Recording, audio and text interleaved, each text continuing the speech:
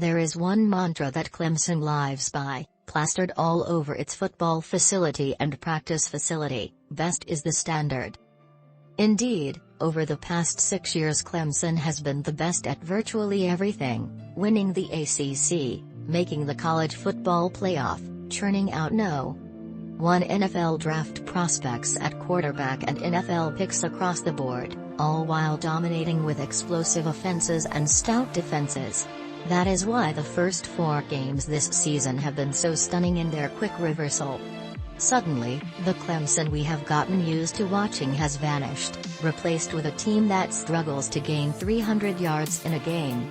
Just 1 year ago, Trevor Lawrence threw for over 400 yards in a half. My, how everything has changed. After a 27-21 double overtime loss to NC State on Saturday, Clemson dropped to 2-2 and is essentially eliminated from college football playoff contention before we even reach October. Its 6-year stranglehold on the ACC is now in jeopardy. Every year since 2015, we have asked, is this the year somebody can overtake Clemson in the ACC? We might finally have an answer.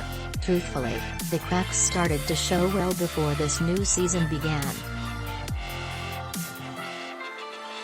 In its past 2 college football playoff games, Clemson got blown out, first in the national championship game to LSU to end the 2019 season, then in the semifinals last year to Ohio State. Clemson looked overmatched in both, and that was with Lawrence behind center. But we have watched Clemson make transitions between quarterbacks and not lose a step previously.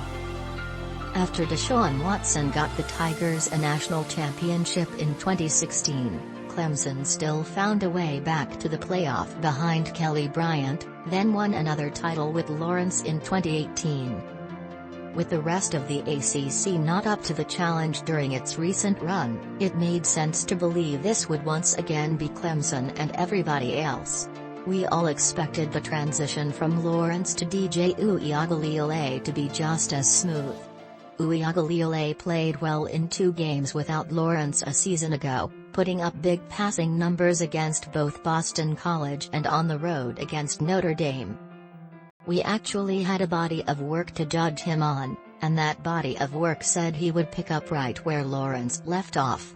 But there were issues Clemson had on offense a year ago that have become even more glaring this season. The offensive line last year was average, and Clemson had no real downfield receiver threat with Justyn Ross gone.